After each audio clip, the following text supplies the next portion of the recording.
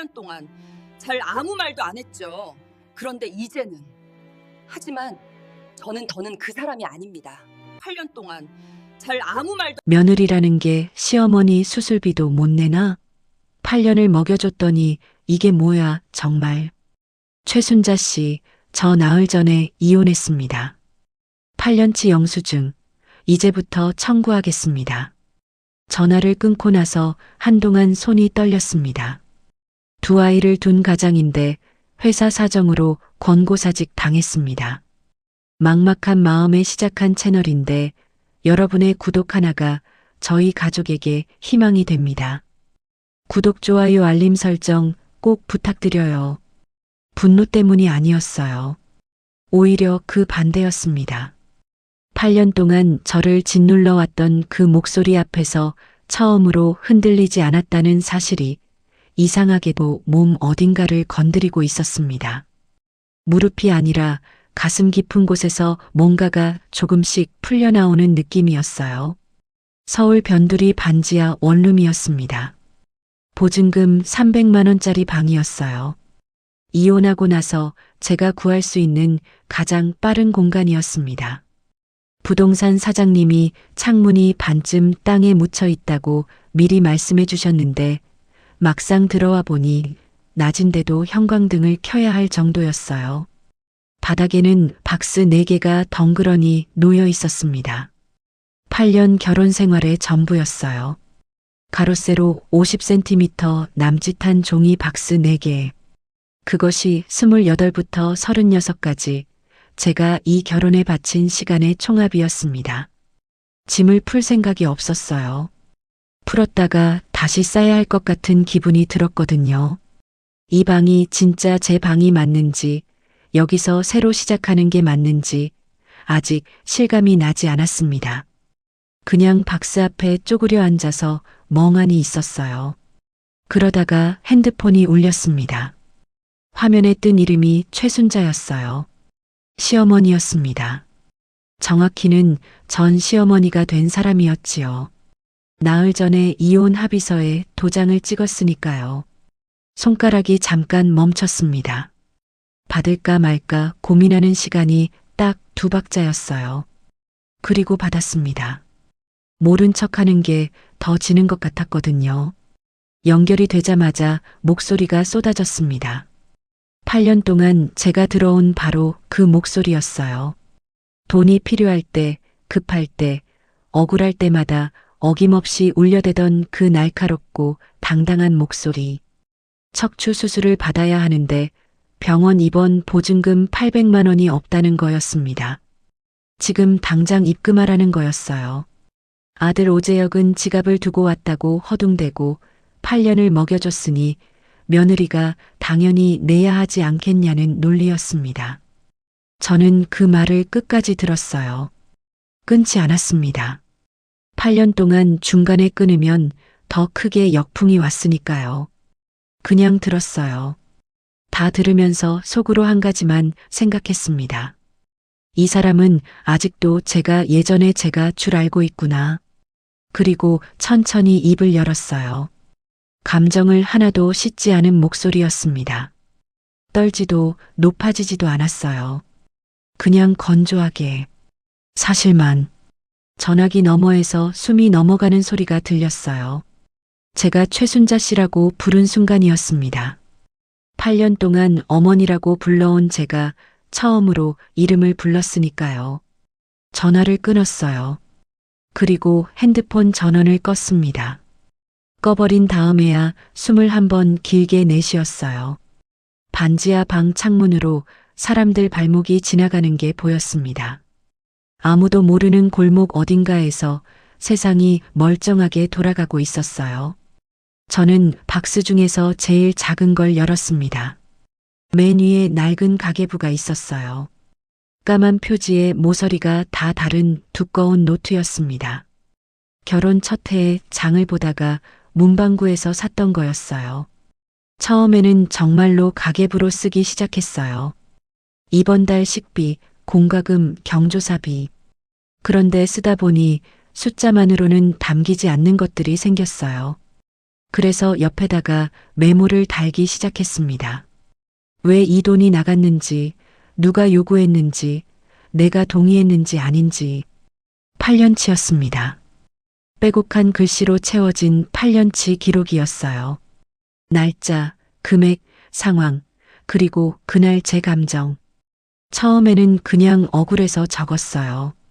어딘가에라도 털어놓지 않으면 숨이 막힐 것 같아서요. 그게 나중에 이렇게 쓰일 줄은 몰랐습니다. 가계부 마지막 페이지를 펼쳤어요. 아직 비어 있었습니다. 저는 볼펜을 꺼내 들었다가 잠시 멈췄어요. 뭔가를 적어야 할 것 같은데 아직 이 이야기가 끝나지 않았다는 걸 알고 있었거든요. 오히려 지금부터가 시작이라는 느낌이 들었습니다. 볼펜을 다시 내려놓았어요. 마지막 페이지는 나중에 채우기로 했습니다. 이 이야기가 완전히 끝난 날, 그때 적기로요. 가계부를 덮고 박스 위에 올려놓았습니다. 형광등빛 아래 낡은 표지가 조용히 빛났어요. 8년의 기록이 거기 있었습니다. 결혼 전날 밤 저는 설레었습니다. 그 사실이 지금도 가끔 떠오르면 어딘가 쓸쓸해지는 게 있어요. 그 설렘이 진짜였다는 걸 알기 때문입니다. 오재혁이라는 사람이 처음에는 정말로 좋았어요. 중학교 체육교사였고 웃음이 넓고 목소리가 시원했습니다. 어머니도 마음에 드신다고 했어요. 처음에는요. 결혼하고 첫 달에 가계부를 시작했습니다. 월급 2개가 들어오면 살림이 넉넉할 거라고 생각했거든요. 그런데 첫 달부터 이상했어요. 오재혁 월급이 들어온 날 최순자에게서 전화가 왔습니다. 이번 달 아파트 관리비가 밀렸다고 좀 보내달라고. 50만 원이었어요. 다음 달에는 경조사비가 생겼다고 70만 원. 그 다음 달에는 최순자 친구분 생신 선물값이라고 30만 원. 저는 그때마다 적었습니다. 날짜, 금액, 이유. 처음에는 나중에 재혁한테 말하려고 기록한 거였어요. 그런데 재혁한테 말하면 돌아오는 대답이 항상 같았어요. 어머니 사정이 좀 어려우시니까 우리가 좀 보태드리면 되지 않냐? 그리고 그게 끝이었습니다. 그러니까 저는 계속 적을 수밖에 없었어요. 1년, 2년, 3년이 지나면서 가계부 메모가 점점 길어졌습니다. 금액 옆에 상황이 붙기 시작했어요. 재혁이 집에 없는 날이 늘어나는 것도 기록했습니다. 처음에는 야근이라고 했어요. 그 다음에는 동료 회식이라고 했고, 그 다음에는 연수라고 했습니다. 저는 그 날짜들을 가계부 여백에 적었어요. 특별히 의심해서가 아니라 그냥 기록하는 게 습관이 됐으니까요. 그게 나중에 결정적인 무기가 될 줄은 몰랐습니다. 이혼을 결심한 건 어느 하루 때문이 아니었어요. 서서히였습니다. 물이 천천히 끓듯이 어느 순간부터 이 결혼 안에서 제가 사람으로 대우받지 못하고 있다는 걸 알게 됐어요. 명절 때 혼자 음식을 준비하고 시댁 식구들 뒤치다꺼리를 하고 재혁의 부모님 의료비를 제 카드로 긁는 일이 반복됐습니다. 재혁은 그 자리에 없을 때가 더 많았어요. 이혼 결심을 굳힌 날은 작년 가을이었습니다. 재혁 핸드폰에서 문자 알림이 떴을 때였어요. 재혁이 화장실에 간 사이 테이블 위에서 화면이 켜졌는데 발신자 이름이 날이었습니다. 내용을 읽은 건 아니었어요. 그냥 그 이름 석자가 눈에 들어오는 순간 몸이 먼저 알았습니다. 오래된 감각이었어요. 설명하기 어렵지만 분명히 아는 감각. 그날 밤 저는 가계부에 그 날짜를 적었습니다. 그리고 이혼 준비를 시작했어요. 소리 없이 조용하게. 재혁도 최순자도 모르게.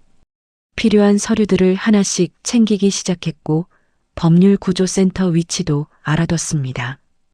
6개월을 그렇게 준비했어요. 그런데 이혼 합의서를 쓰고 나서 발견한 게 있었습니다. 제 명의로 된 대출이었어요. 은행에서 문자가 온 거였어요. 대출 만기 안내 문자였는데 제가 신청한 적이 없는 대출이었습니다. 3,200만 원. 대출 실행일이 4년 전이었어요. 제가 그날 어디 있었는지 가계부에 적혀 있었습니다. 회사 지방 출장이었어요. 서울에 없었던 날이었어요. 손이 차가워졌습니다. 가계부를 꺼내 그 날짜를 펼쳤어요. 틀림없이 적혀 있었습니다. 출장지, 숙소 이름, 교통카드 사용 내역까지. 저는 그날 서울에 없었어요. 그런데 제 이름으로 대출이 실행됐습니다. 가계부 2번째 페이지에 새로운 메모를 달았습니다. 이건 더 이상 가계부가 아니었어요. 이건 증거였습니다. 이혼하면 홀가분할 줄 알았습니다. 그런데 막상 나흘이 지나고 나서 드는 감정은 홀가분함이 아니었어요. 뭐라고 표현해야 할까요? 긴 싸움을 마치고 집에 돌아왔는데 집이 없는 느낌이랄까요? 원룸 반지하 방에 혼자 앉아서 형광등 불빛을 올려다보고 있으면 내가 지금 뭘 해야 하는지, 어디서부터 시작해야 하는지 실마리가 잡히지 않았습니다. 그 막막함이 며칠째 이어지고 있었어요. 그런데 명의도용 대출 문자를 본 이후로는 달라졌습니다. 막막하다는 감각이 사라지고 대신 뭔가 단단한 게 올라오기 시작했어요. 화라고 하기엔 너무 차갑고 슬픔이라고 하기엔 너무 선명한 감각이었습니다. 이걸 그냥 넘어가면 안 된다는 걸 몸이 먼저 알고 있었어요. 조용히 새 출발하고 싶은 마음이 없었던 건 아니었습니다. 솔직히 말하면 그냥 묻어두고 싶기도 했어요. 3,200만 원이 제 명의로 묶여 있다는 사실이 두렵기도 했고 다시 법적인 싸움을 시작한다는 게 너무 지칠 것 같기도 했습니다. 8년을 버텼는데 더 싸워야 하나? 그냥 내가 갚으면서 살면 되지 않을까? 그 생각을 딱 하루 했습니다. 다음 날 아침에 가계부를 다시 펼쳤어요. 대출 실행일 페이지를 열었습니다. 출장 기록이 거기 있었어요. 저는 그 페이지를 보면서 한 가지를 생각했습니다. 내가 없는 날 내 이름으로 도장을 찍은 사람이 있다는 것. 그걸 내가 갚으면서 산다는 건 그 사람한테 다시 한번 지는 거라는 것. 그날 저는 법률구조센터에 전화를 걸었습니다. 그리고 이웃 주민한테서 연락이 온 건 그 며칠 뒤였어요. 오래전부터 같은 아파트에 살았던 분이셨는데 망설이다가 말하는 것 같았습니다. 오재혁 씨가 같은 학교 여자 선생님이랑 자주 어울리는 걸 여러 번 봤다고. 이름이 김날이라고. 이미 짐작하고 있던 일이었는데 막상 이름을 들으니 가슴 어딘가가 서늘하게 가라앉았어요. 배신감이라기보다는 확인이었습니다. 아, 그 이름이었구나. 가계부에 표시해둔 날짜들, 재혁이 집에 늦게 들어온 날들, 연수라고 했던 날들. 그게 다 김날이었던 거구나. 8년이라는 시간 안에서 제가 모른 척해야 했던 것들이 한꺼번에 정리되는 느낌이었어요. 슬프다기보다 이상하게 깔끔했습니다. 저는 가계부 외에 노트를 하나 더 꺼냈습니다. 결혼 3년 차부터 쓰기 시작한 또 다른 노트였어요. 가계부에는 숫자가 들어갔다면 이 노트에는 이상하다고 느꼈던 순간들이 들어갔습니다. 재혁이 특정 날짜에 핸드폰을 뒤집어 놓던 것, 특정 번호로 전화가 오면 방에서 나가던 것, 최순자가 재혁에게 전화할 때 며느리는 자리를 비켜달라고 하던 것, 당시에는 그냥 이상하다 싶어서 적어뒀던 것들이었어요. 지금 보니 그게 다 연결됐습니다. 법률구조센터 상담 날짜가 잡혔어요. 저는 그날을 기다리면서 가계부와 노트를 다시 처음부터 읽었습니다. 8년치를 처음부터 끝까지 읽는데 꼬박 하루가 걸렸어요. 읽으면서 울지 않았습니다. 이미 다 알고 있던 일이었으니까요. 다만 이렇게 길었구나 싶었어요. 이렇게 오래 참았구나. 그리고 이제 끝내야 한다는 걸 알았습니다. 조용히 넘어가는 건 제 선택지에 없었어요. 3,200만 원이 억울해서만이 아니었습니다. 이걸 그냥 두면 저 다음에 다른 누군가한테 똑같은 일이 생긴다는 걸 알기 때문이었어요. 오재혁과 최순자는 아무 죗값을 치르지 않으면 또 한다는 걸 8년 동안 보면서 배웠으니까요. 법률구조센터에 가기 전날 밤 노트 맨 첫 장에 한 줄을 적었습니다. 기록하는 자가 결국 이긴다. 혼자 그렇게 다짐했어요. 법률구조센터 대기실은 생각보다 많은 사람이 있었습니다. 제 앞에 번호표가 6장이었어요. 플라스틱 의자에 앉아서 기다리는데 옆에 앉은 어르신이 두꺼운 서류 봉투를 꼭 쥐고 있었고 맞은편의 젊은 여성은 핸드폰도 보지 않고 발끝만 내려다보고 있었습니다. 저마다의 사정이 있는 곳이었어요. 번호가 불렸을 때 들어간 방에 이재준 변호사가 있었습니다. 처음 보는 얼굴이었어요.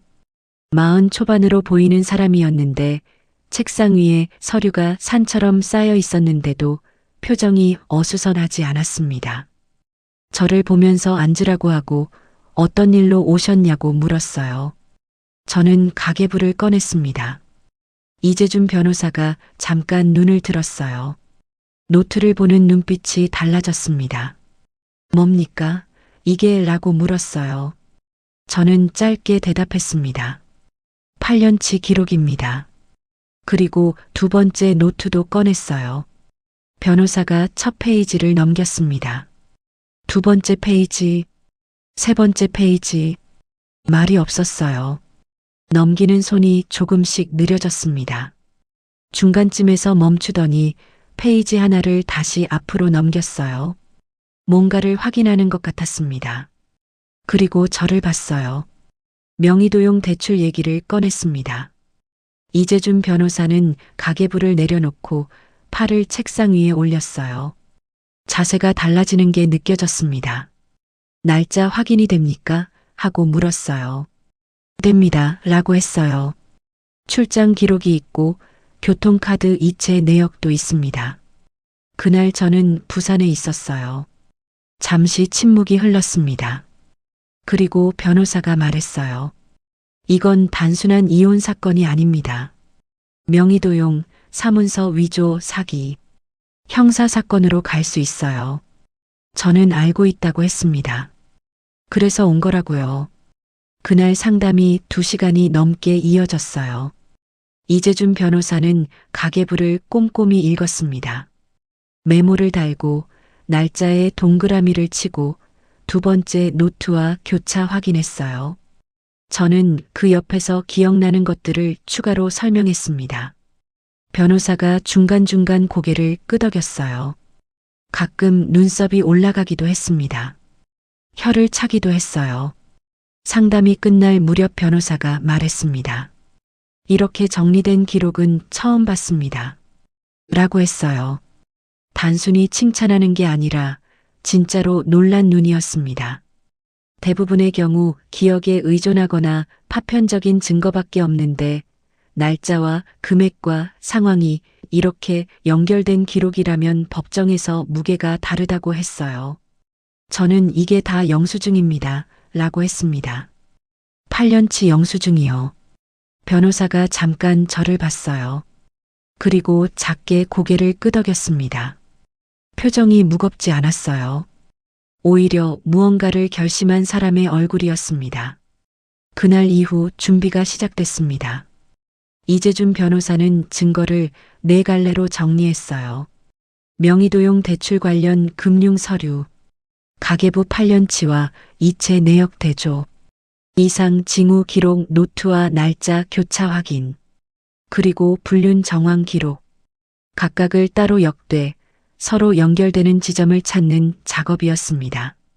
저는 매일 저녁 원룸에 앉아 추가 자료를 정리했습니다. 형광등 아래에서 가계부를 다시 읽고 영수증을 날짜별로 분류하고 이체 내역서를 프린트해서 풀로 붙였어요. 손이 느렸지만 정확하게 했습니다. 빠뜨린 것보다 틀린 게 더 위험하다는 걸 알고 있었으니까요.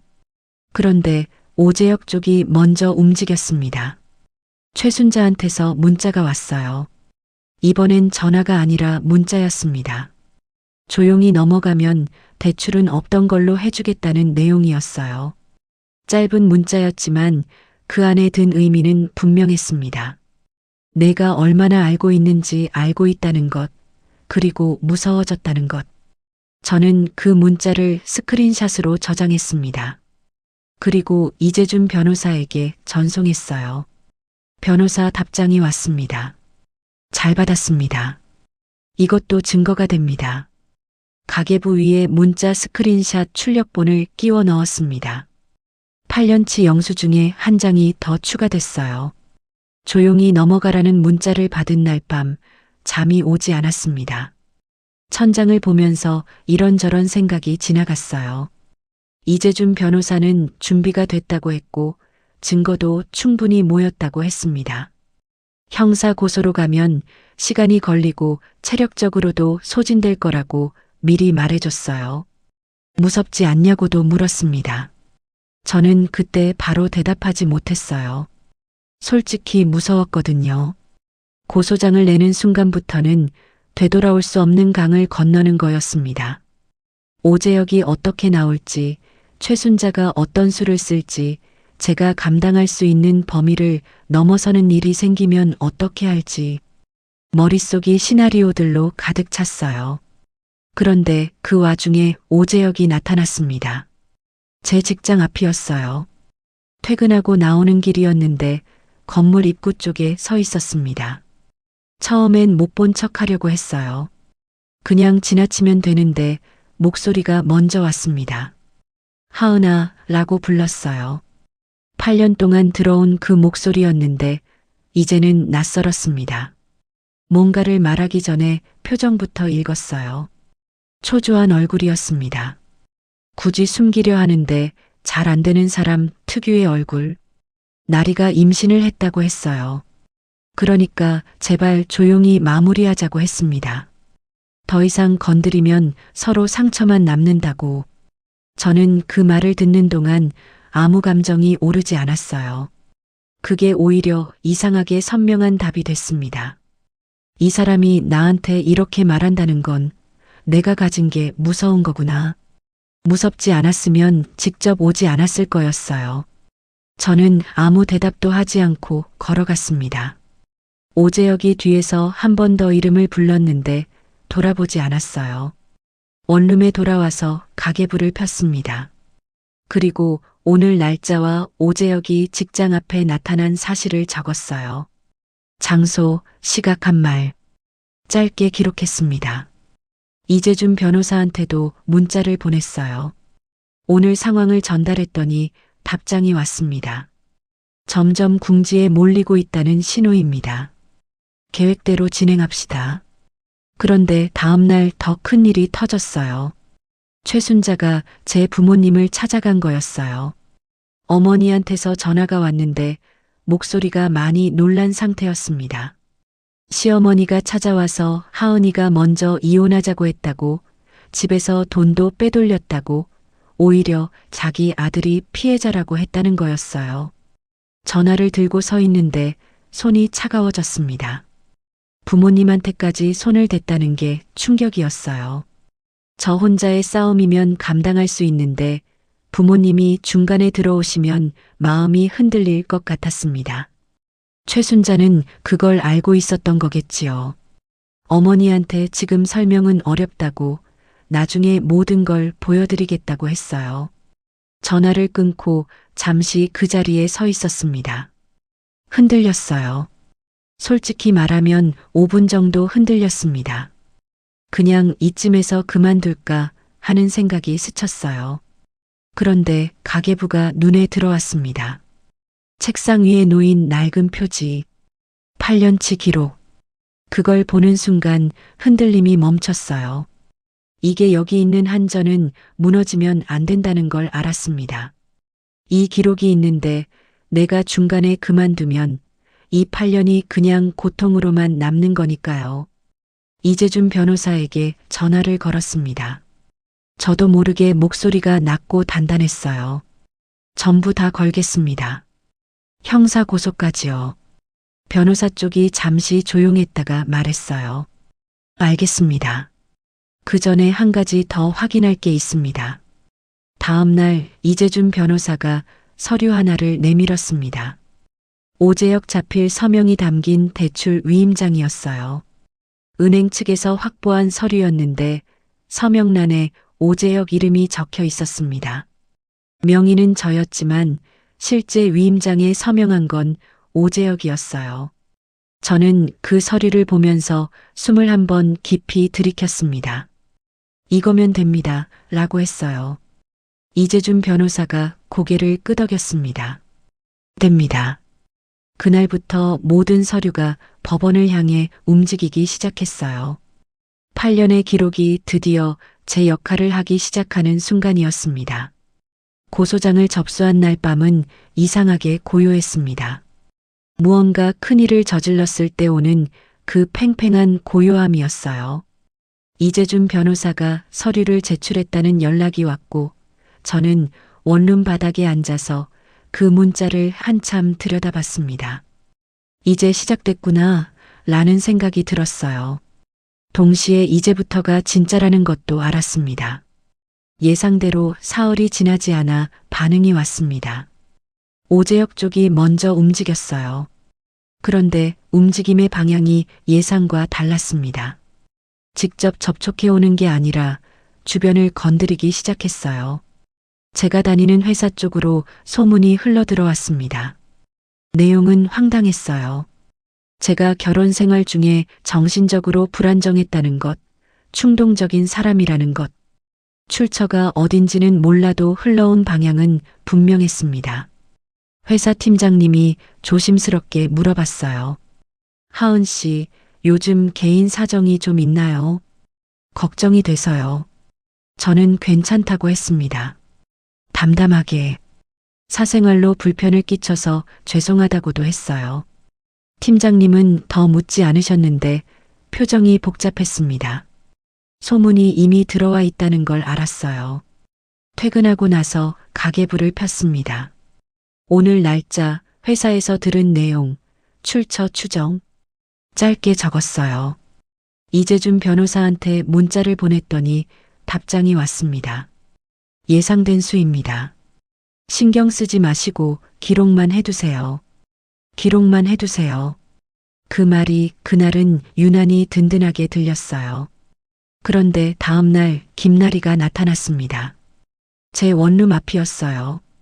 어떻게 주소를 알았는지 모르겠지만 퇴근하고 돌아오는 길에 건물 앞에 서 있었습니다. 처음 보는 얼굴이었어요. 사진으로만 봤던 얼굴이었는데 실제로 보니 생각보다 젊었습니다. 표정은 단단히 굳어 있었어요. 저는 멈추지 않고 걸어갔습니다. 그러자 먼저 말을 걸어왔어요. 윤하은 씨 맞죠? 저는 걸음을 멈추지 않으면서 대답했습니다. 누구세요? 김나리입니다. 라고 했어요. 알고 있습니다. 라고 했어요. 그 다음 말이 들어왔어요. 재혁 씨는 당신이랑 이미 끝난 사람이에요. 이제 그 사람 잡으려고 고소니 뭐니 하는 거 보기 안 좋아요. 깔끔하게 정리하는 게 서로한테 좋지 않겠어요. 저는 걸음을 딱 멈췄습니다. 김나리를 봤어요. 단단하게 굳어있는 얼굴, 목소리에 힘이 들어가 있는 것. 이 사람도 지금 무섭구나 라는 생각이 들었습니다. 무섭지 않았으면 이렇게 직접 오지 않았을 거였어요. 저는 아무 말도 하지 않았습니다.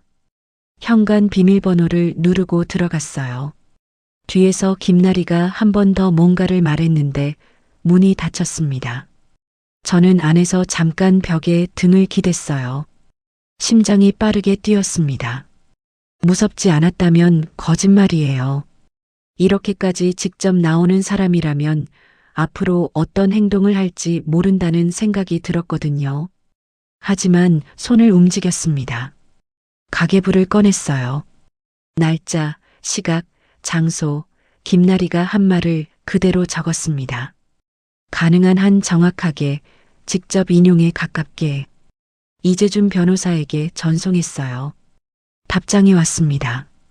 접촉 시도 자체가 기록이 됩니다. 잘하셨어요. 그리고 사흘 뒤 최순자의 법정 역공이 시작됐습니다. 맞고소 서류였어요. 내용은 제가 혼인 기간 중 재산을 횡령했다는 거였습니다. 터무니없는 주장이었어요. 이재준 변호사도 처음 서류를 보고 잠시 말이 없었다가 말했어요. 근거가 없는 주장이니 걱정하지 않아도 됩니다. 그런데 이게 접수되면 당분간 절차가 복잡해집니다. 저는 고개를 끄덕였어요. 복잡해진다는 걸 알았습니다. 그래도 멈출 수 없었어요. 멈추면 지는 거였으니까요. 오재혁의 직장 소문, 김나리의 직접 접촉, 최순자의 맞고소, 세 방향에서 동시에 오고 있었어요. 그날 밤 원룸에 혼자 앉아서 가계부를 꼭 쥐었습니다. 손이 떨리지 않았어요. 이미 다 기록돼 있었으니까요. 흔들리는 게 아니라 단단해지는 느낌이었습니다. 맞고소 서류가 접수됐다는 연락이 온 날은 유독 비가 왔습니다. 서울 변두리 반지하 원룸 창문으로 빗물이 흘러내렸어요. 지나가는 사람들 발목이 빗속에서 서둘러 움직이는 게 보였습니다. 저는 창문 앞에 서서 한동안 그걸 봤어요. 이재준 변호사가 오전에 전화를 했어요. 맞고소 외에 한 가지가 더 생겼습니다. 오재혁 쪽 증인으로 섰던 시댁 지인이 갑자기 진술을 바꿨다는 거였어요. 처음에는 하은 씨에게 유리한 내용으로 진술하기로 했던 분이었는데 오재혁 쪽과 오래된 관계라는 게 뒤늦게 드러났습니다. 결국 그 증인이 빠지게 됐어요. 전화를 끊고 나서 잠시 멍했습니다. 맞고소의 증인 이탈. 두 가지가 겹치니까 갑자기 사방이 좁아지는 느낌이었어요. 이재준 변호사는 괜찮다고 했어요. 증인이 없어도 서류 증거만으로 충분히 싸울 수 있다고 했습니다. 그 말을 믿었어요. 믿어야 했으니까요. 그런데 직장에서 퇴근하는 길이 이상했습니다. 평소에 같이 퇴근하던 동료가 어색하게 먼저 나갔어요. 다른 팀 사람이 눈을 마주치지 않았습니다. 아무것도 아닐 수 있었어요. 제가 예민해진 걸 수도 있었습니다. 그런데 원룸에 돌아와서 혼자 밥을 먹는데 자꾸 그 장면들이 떠올랐어요. 소문이 퍼지고 있다는 걸 알았습니다. 오재혁이 흘린 이야기들이 어딘가로 번지고 있었어요. 제가 정신적으로 불안정하다는 그 이야기. 작은 직장이었기 때문에 한번 들어온 소문은 금방 구석구석으로 갔습니다. 제가 그것에 해명하러 다닐 수도 없었어요. 해명할수록 더 이상해 보이는 게 소문의 속성이니까요. 밥을 다 먹지 못했습니다. 그릇을 개수대에 두고 가계부를 꺼냈어요. 펼쳤는데 처음부터 읽기 시작했습니다. 오늘 있었던 일을 적으려고 했는데 손이 첫 페이지로 갔어요. 결혼 첫 해였습니다. 첫 페이지에는 그 시절 글씨체가 있었어요. 지금보다 둥글고 여유 있는 글씨체. 식비 얼마, 공과금 얼마. 그리고 옆에 작은 메모. 오늘 재혁이 좋아하는 된장찌개 끓였더니 다 먹었다. 내일도 해줘야겠다. 저는 그 문장에서 손을 멈췄습니다. 그때는 그런 걸 적었구나. 진짜로 행복했던 적이 있었구나. 그 사실이 지금 와서 이상하게 아팠어요. 배신감이 아니라 그 시절에 제가 불쌍했습니다. 아무것도 모르고 된장찌개를 끓이면서 내일도 해줘야겠다고 쓴 그 사람이 소리 없이 울었어요. 형광등 아래에서 가계부를 무릎 위에 올려놓고 소리를 내지 않고 울었습니다. 원룸이 좁으니까 울음소리가 다 들릴 것 같아서요. 옆방에 누군가 있었고 윗집에서 발소리가 들렸습니다. 이 작은 건물 안에 각자의 밤이 있었어요. 한참 울고 나서 눈을 닦았어요. 그리고 다시 가계부를 넘겼습니다. 중간까지 왔어요. 4년 차쯤 되는 페이지였는데 거기서 손이 멈췄습니다. 대출이 실행됐다는 날짜가 적혀 있는 페이지 바로 옆 페이지였어요. 제가 부산 출장을 간 날이었습니다. 그런데 그 다음 페이지에 재혁이 그날 일찍 퇴근했다는 메모가 있었어요. 직장에서 야근이 없었다는 것도 적혀 있었습니다. 그때는 그냥 이상하다 싶어서 적어둔 것이었는데 지금 보니까 그날 오재혁이 서울에서 무엇을 했는지가 역으로 정리되는 느낌이었어요. 제가 부산에 있던 날 재혁은 일찍 퇴근해서 어딘가를 갔습니다. 그 어딘가가 은행이었던 거였어요. 저는 그 페이지를 스마트폰으로 찍었습니다. 그리고 이재준 변호사에게 새벽에 문자를 보냈어요. 출장 기록이 있습니다. 제가 그날 서울에 없었어요. 그리고 재혁의 조기 퇴근 메모도 같은 날짜에 있습니다. 문자를 보내고 나서 핸드폰을 내려놓았어요. 빗소리가 여전히 들렸습니다. 창문으로 빗물이 흘러내렸어요. 가장 어두운 밤이었는데 이상하게 가계부 안에서 빛이 나오는 것 같았습니다. 8년 동안 적어온 기록들이 오늘 밤 이 자리에서 저를 잡아주고 있었어요. 새벽에 이재준 변호사 답장이 왔습니다. 이게 결정타입니다. 저는 그 문자를 보고 가계부를 덮었습니다. 그리고 처음으로 오래 잤어요. 법원 조정실은 생각보다 작은 공간이었습니다. 기다란 테이블 하나, 양쪽에 의자들.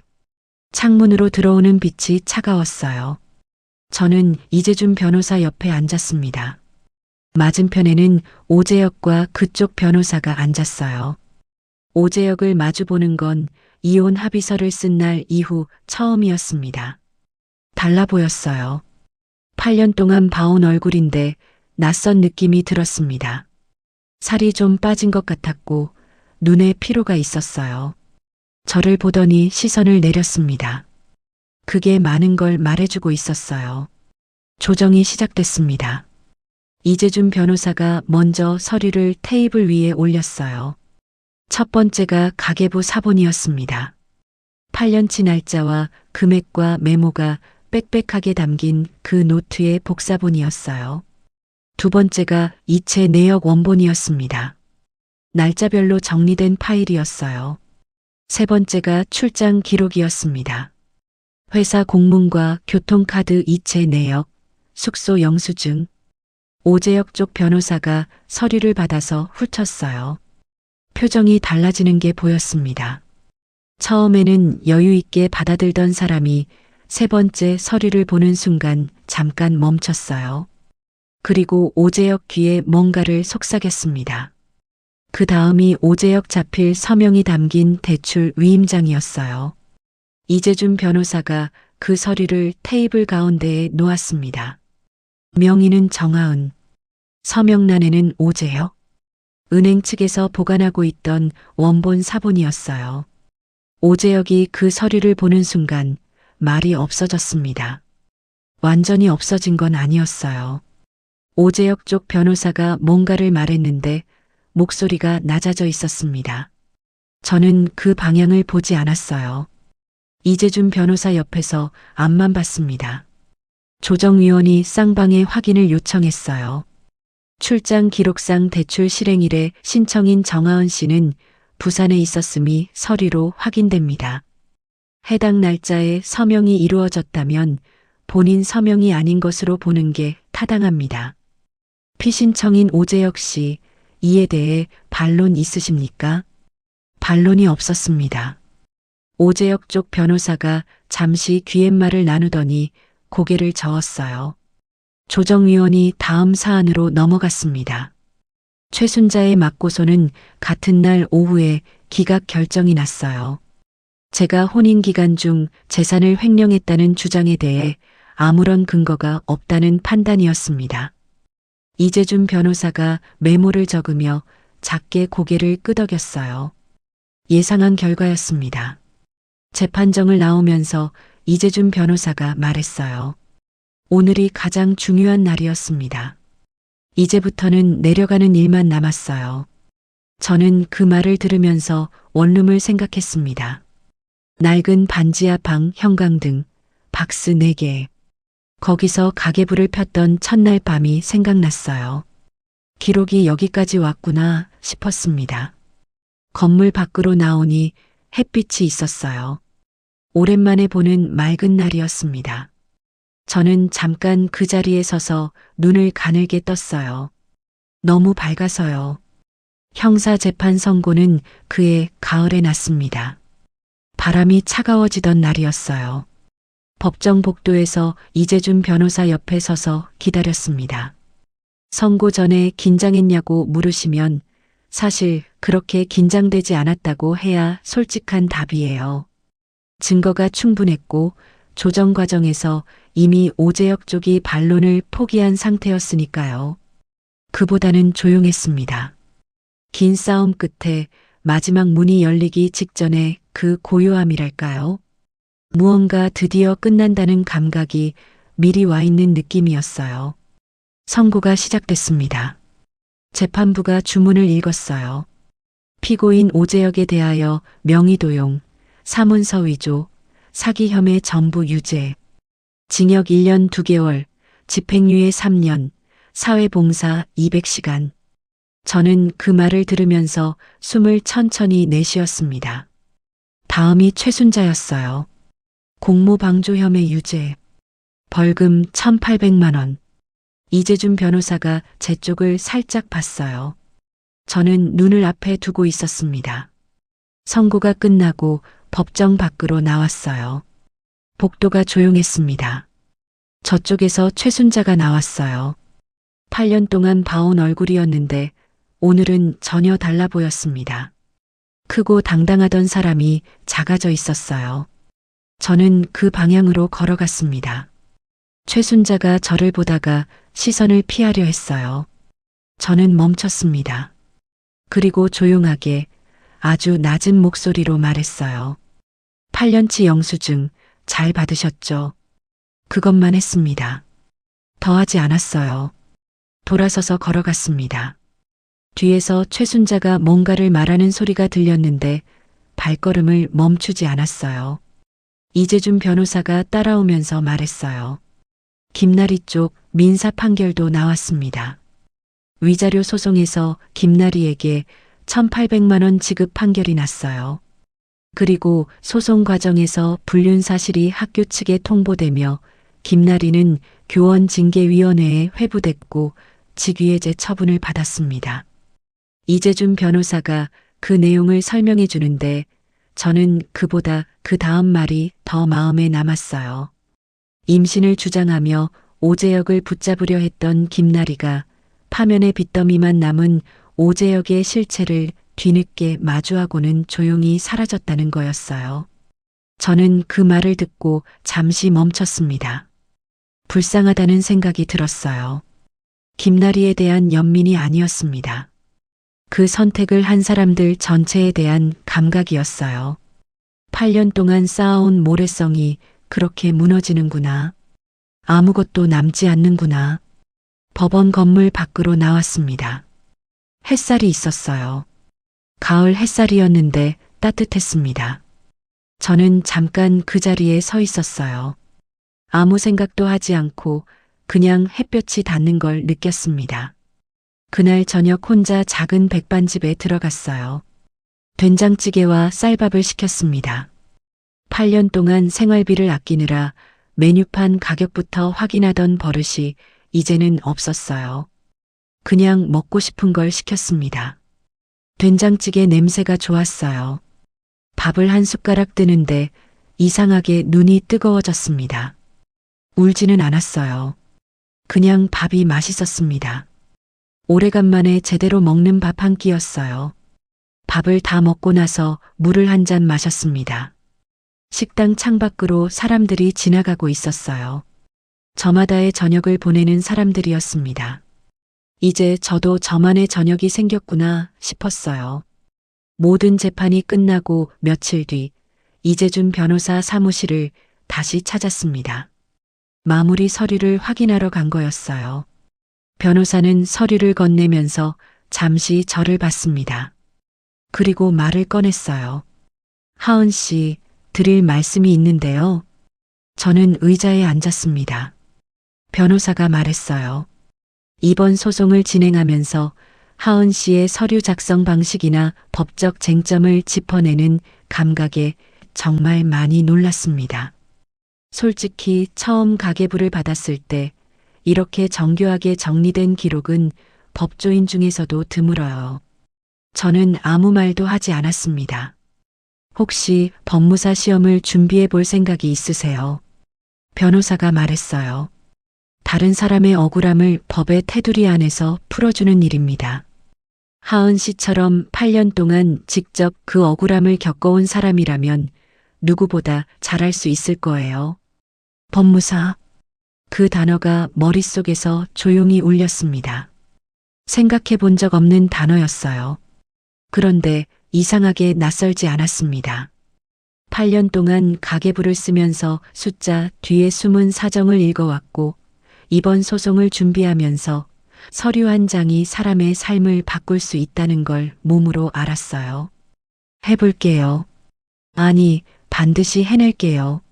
말하고 나서 스스로 놀랐어요. 망설임이 없었거든요. 이재준 변호사가 고개를 끄덕이며 옆자리를 내어준다고 했습니다. 낮에는 사무소에서 실무를 익히고 밤에는 시험을 준비하는 방식으로요. 그날부터 새로운 전쟁이 시작됐습니다. 아침에 눈을 뜨면 사무소로 갔어요. 서류를 분류하고 기일을 확인하고 법률 용어들을 하나씩 익혔습니다. 퇴근하면 고시원 작은 방에 들어가 인터넷 강의를 들었어요. 반지하 원룸보다도 좁은 방이었는데 이상하게 답답하지 않았습니다. 방향이 있으니까요. 밤새 공부하다가 코피가 나는 날도 있었어요. 그럴 때마다 가계부를 꺼냈습니다. 첫 페이지를 펼치면 그 둥글고 여유 있는 글씨체가 있었어요. 된장찌개를 끓였다고 쓴 그 문장.